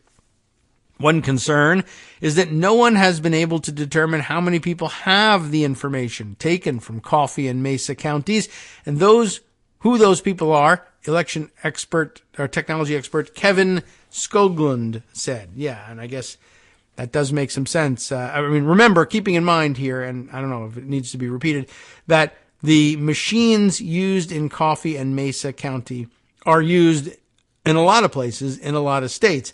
And if you have access to the coding that might enable you to tamper with the machines and their ability to tally the votes correctly, and it would be something that if you could do it, it would be replicable in multiple jurisdictions in multiple states once it's done successfully in one state. So it's not at all isolated to Coffee and Mesa counties. Replacing their elections machines only means, and if that's what they're doing, only means that the stolen code won't help them access the new machines purchased in Mesa and Coffee counties. But it will help them access, or could help someone access machines that haven't been replaced in any number of other jurisdictions. Why haven't they been replaced? Because nobody broke into their storage facilities and cracked open the computers and therefore triggered an investigation. So, they're thinking, if it ain't broke, don't fix it. But the point that the election experts here are making is it is broke. You just don't know it because nobody broke the lock off the door where you're storing your equipment in your county. But they stole the code nonetheless because it's the same machine as was broken into in Coffee or Mesa County. So you're now vulnerable. You never had your locks or chains cut off the doors, but you're just as vulnerable as if you had.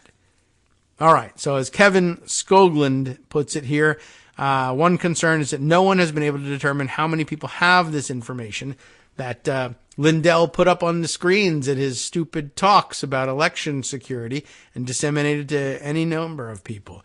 It's certainly better for 4 people to have it than 40, and it's better for 40 to have it than 400, and better 400 than 4,000.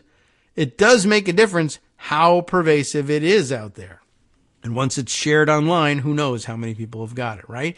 Matt Crane, head of the Colorado County Clerks Association, said the copies Peters allegedly allowed to be made of Mesa County's election management system, the central computer used to tally votes, are, quote, out in the wild, like the knock list from Mission Impossible movies, right? Out in the wild. They were disseminated at an August 2021 cyber symposium held by Lindell and posted online, according to officials. I don't think they have any idea how many people have a copy of the election system or what they've done with it, Crane said. Even less is known about who has the information taken in Coffee County, which included copies of every component of the county voting system.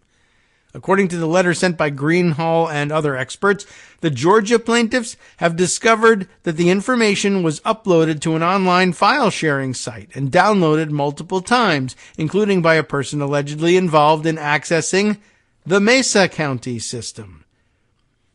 And, maybe that's the biggest problem they've got. Maybe it's not. Maybe it's been downloaded in Azerbaijan. I have no idea. Neither do you. We will never know until we know. Becker said that even with a roadmap, it would be nearly impossible to affect the outcome of a national election given the security measures already in place. So maybe it's not the threat that everybody is alleging. Maybe, but maybe not. I don't know. Let's see. Even if someone mapped one of these things out and could figure out a way to inject some code into these machines, it would be very hard to do to scale because they're not all linked on the internet, and it would be almost guaranteed to be discovered, he said. I hope that's true. Skoglund said he's concerned that in-depth knowledge of election systems and software gleaned through years of studying stolen information will allow bad actors to produce more believable disinformation during the next presidential election. And I guess that's a separate issue from, can we affect the outcome of the tally without being detected such that we could switch the results of an election? Maybe, but probably not. But what if all they really want to generate is more believable disinformation or undermining the system? Let people think that we've been able to break into the election systems and change the outcome, whether we have or not. And that might be sufficient. But that can only be cleaned up, I think, with rigorous prosecution and cleanup of the information and the people who have it in their possession. He pointed to how, this is Skoglund still, Skoglund pointed to how Trump seized upon a court-approved forensic report of the 2020 Antrim County, Michigan results that was produced by several people involved in accessing election machines in 2021. The report alleged that there had been a broad conspiracy to rig the election and claimed that Dominion voting systems machines, here's how they got into that suit, were intentionally and purposefully designed to mark ballots as faulty so election administrators could change the results. And was then, I guess, passed on by Fox News, and that's why they're being sued, because it ain't true. Election experts quickly pointed out glaring errors and omissions in the report, but it was too late. The Trump allies' report on Antrim County went all the way to the White House and landed on the president's desk, Skoglund said. You can't get more effective disinformation than that. And the report was full of incorrect information, but the public had no way of knowing because the public can't see it. Even experts can't see the software and validate it. That's a big problem. That's true. That's actually the end of the article, too. And again, I feel like there's just a little bit more that needed to be said there. But yeah, ironically, the law that's supposed to stop conspiracy theory weirdos from cracking into elections equipment and downloading the software is the same, or related to law that prevents actual white hat experts from being able to take a look at the code to see whether the worry that manipulated and engineered, maliciously engineered, re-engineered code has ever been injected back into these machines in any way. You can't look at it and figure out whether it's working as designed and working on the up and up because you're not supposed to be able to access that software. And yet the people who have accessed that software or have come in contact with that software because other people have distributed it, apparently facing no federal investigation, and maybe, in some cases, not even any state investigations about it. And that does seem to be problematic.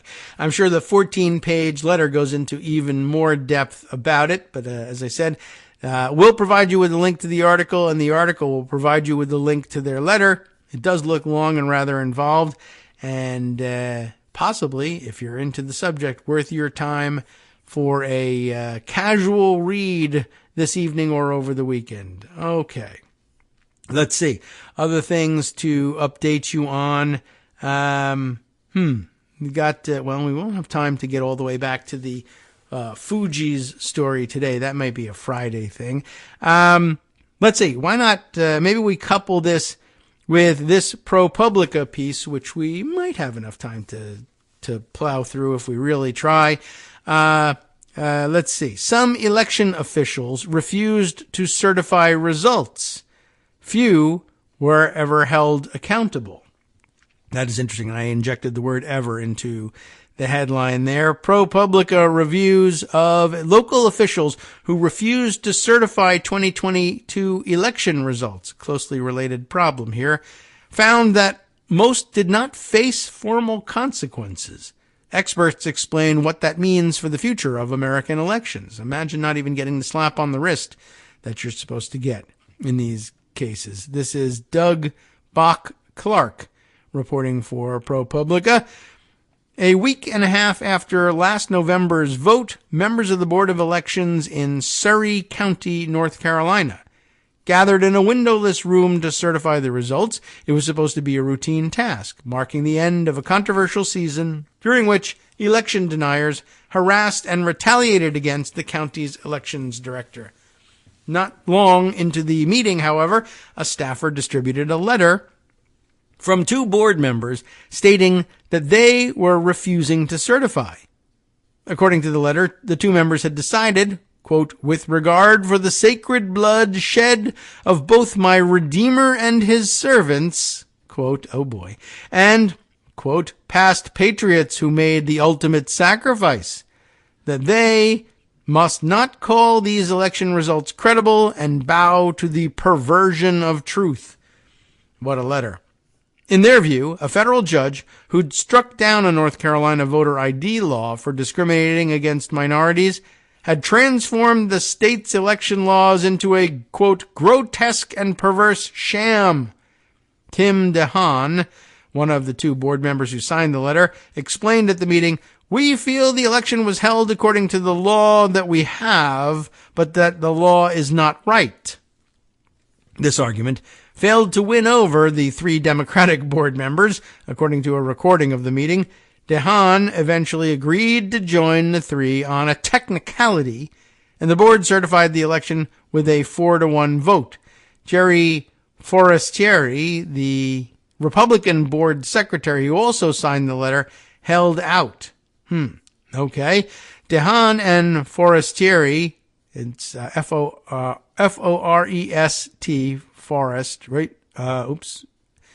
A pop-up ad has moved everything around here. F-O-R-E-S-T, Forest, Ieri, I-E-R-I. DeHaan and Forestieri declined to comment and not respond to written requests. Before 2020, local election officials seldom voted against certifying results, but in 2022, conservative officials in North Carolina, Arizona, Nevada, Pennsylvania, and New Mexico refused to do so. Some admitted to refusing to certify for political reasons. In all the 2022 cases, the election results were eventually certified, sometimes under a court order. Election law experts say that these disruptions reveal a weakness in the American electoral system, which relies on thousands of local officials to certify the totals in their counties and municipalities before their results can be aggregated and tallied for state and federal elections. Local elections officials could create chaos all the way up the chain by refusing to certify, said Alice Clapman, a senior counsel in election law at the Brennan Center for Justice. And in that chaos, you have more room for political interference.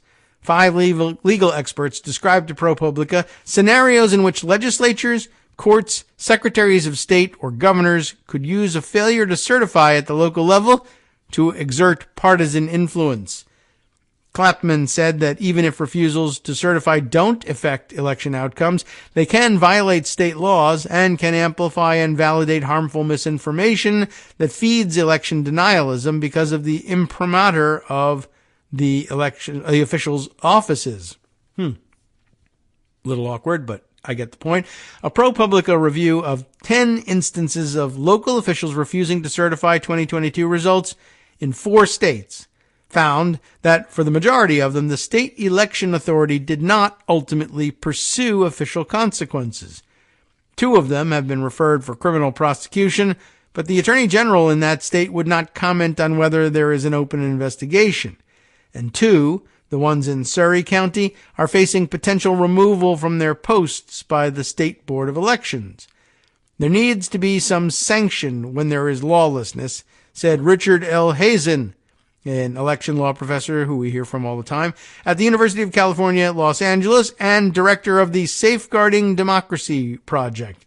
If you allow these things to take place without any sanction, then you invite more serious rule breaking in the future. I think we've all learned that much. After the DeHaan and Forestieri letter, Bob Hall, the former executive director of the watchdog group Democracy North Carolina, submitted a complaint to the State Board of Elections to start a disciplinary process as permitted by North Carolina law if board members commit an alleged breach of duty.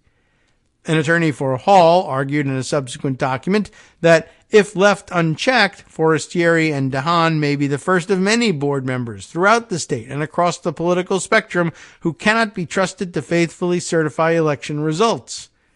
That led the state board to summon Forestieri and DeHaan to its headquarters in the Capitol, a roughly 3-hour drive from their rural home, for a hearing last month. At the beginning of the proceeding, DeHaan argued that the hearing itself was, quote, illegal, because it was supposed to be held in the county the board members are from. The Democratic board chairman agreed and voted with a Republican colleague to move the hearing to Surry County. A date has not yet been set. The relocation to Surry County shows that this isn't normal, said Christopher A. Cooper, a professor specializing in North Carolina politics at Western Carolina University. There isn't a long history of examples of this sort of thing to lean on. Experts point out that efforts to hold local officials accountable for not certifying their elections have been a patchwork nature across the nation. I think states are trying to figure out what to do and are approaching it differently, like a prosecutor making a judgment on a case-by-case basis whether to bring a case or not, said Derek T. Muller, a professor at the University of Iowa College of Law who has researched legal options for ensuring that local officials certify elections. States need to figure out how to bring these cases in a fair, consistent, and lawful way. In Cochise County, a rural part of Arizona on the Mexican border, a pair of county supervisors refused to certify their November 2022 results despite state officials warning them multiple times that doing so would be illegal under state law. In early December, a court ordered them to certify, but one supervisor, Tom Crosby, still skipped the vote.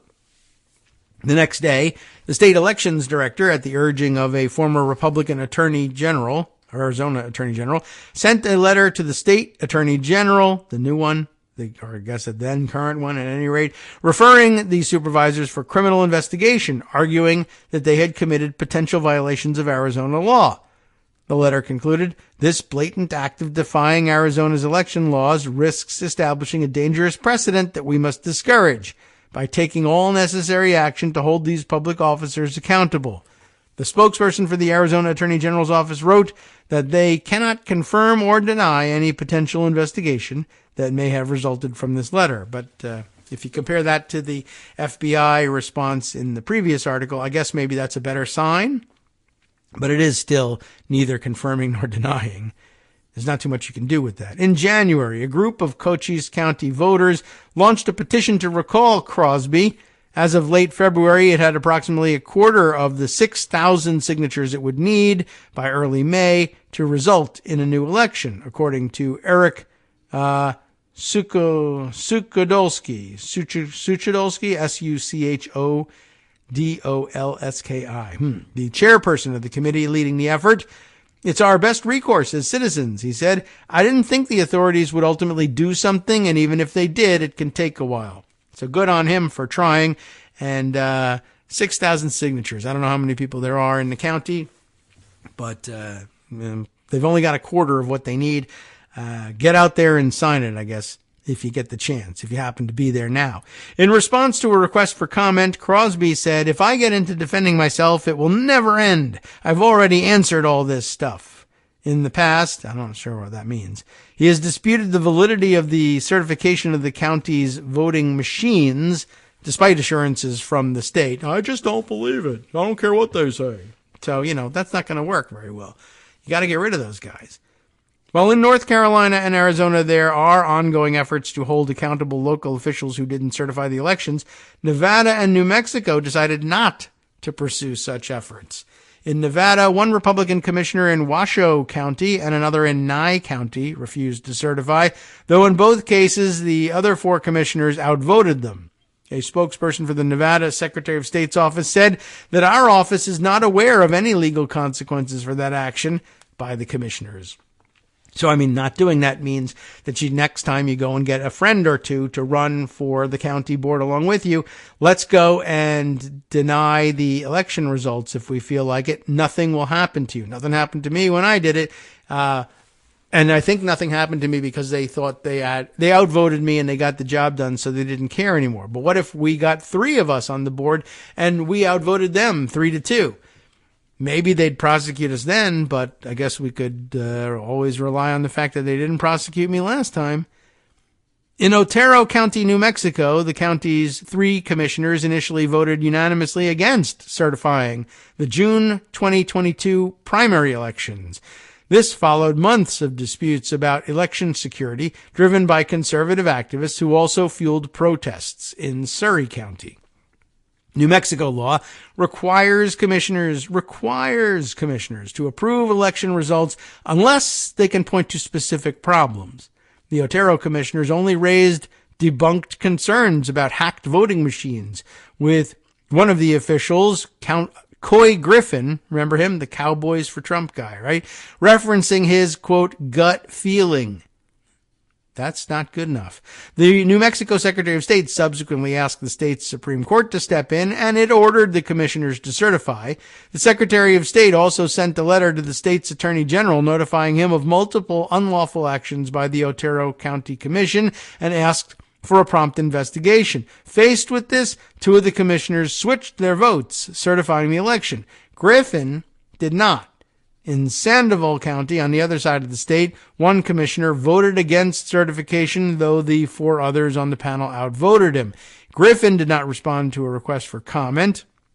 The New Mexico Secretary of State's office decided not to further pursue punitive action against the officials who did not certify, according to Alex Curtis, its communications director, because, quote, our concern was getting the election certified. So that's where that ended. Once it became clear that we had that state Supreme Court precedent, and this wasn't really a widespread thing, just 2 hard-right commissioners, we felt comfortable that this wouldn't be a major problem in the general election, he said, and in our perspective, it became a bit of a moot point. Probably not wise. Griffin eventually was subsequently removed from public office, that's good, and banned from holding it by a judge's order as part of a sentencing for participating in the January 6th insurrection. But that's what it took to get him punished, I guess. Part of the challenge for states seeking to crack down on officials who refuse to certify elections is that many of the laws that provide recourse were written more than a century ago. We're dealing with modern issues with very old statutes, said Quinn Yergain, a professor at the Widener University Commonwealth Law School in Pennsylvania. Some states recently enacted new regulations. Last year, Colorado legislators passed the Election Security Act, which mandates that the Secretary of State certify a county's results if it misses the deadline to do so. In Michigan, voters passed a wide-ranging voter protection ballot proposal in November that made certification a ministerial, clerical, non-discretionary duty. This clause was in response to conservative members of a county canvassing board for Detroit refusing to certify the 2020 presidential election for a few hours, momentarily threatening to throw its certification into chaos. Elections legal experts note that holding election officials accountable for voting against certifying elections will continue to be complicated. Mueller, the Iowa law professor, favors what he calls the least invasive process, one that would allow courts to replace local officials who refuse to certify elections with other officials who would do their duty.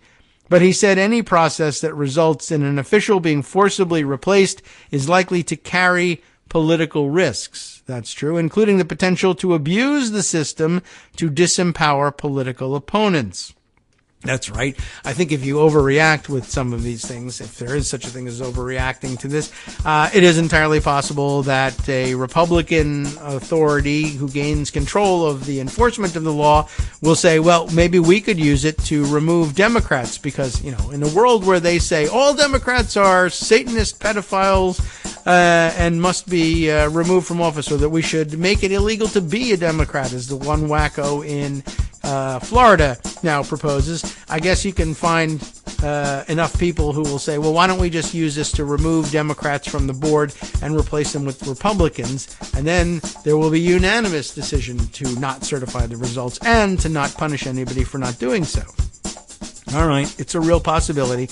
Any process, he says, that results in an official being forcibly replaced is likely to carry political risks, including abuse. We haven't seen fallout from local elections officials being removed yet because these processes are just beginning, Mueller said, but we could see that soon. All right, we've made it to the end, and of course we've made it to the end of the show for today. We have Thursday and Friday remaining to catch up on the rest of the things parked in pocket, and of course, for a slightly different take on all of the things that have been happening in the news, there is the West Coast Cookbook and Speakeasy with Justice Putnam coming up next right here on Netroots Radio, just after, well, not just after this announcement, but just after my next announcement. Yes. You have been listening to Kagro in the morning with David Waldman. Some other information from around the country. The Michigan Senate voted to repeal the 2012 law restricting unions. That's good news. Mississippi will restrict electric vehicle manufacturers from selling cars in person unless they open franchised dealerships, and much more from around the country and around the world that I can't fit in just here yet, but a whole show coming. Stay tuned.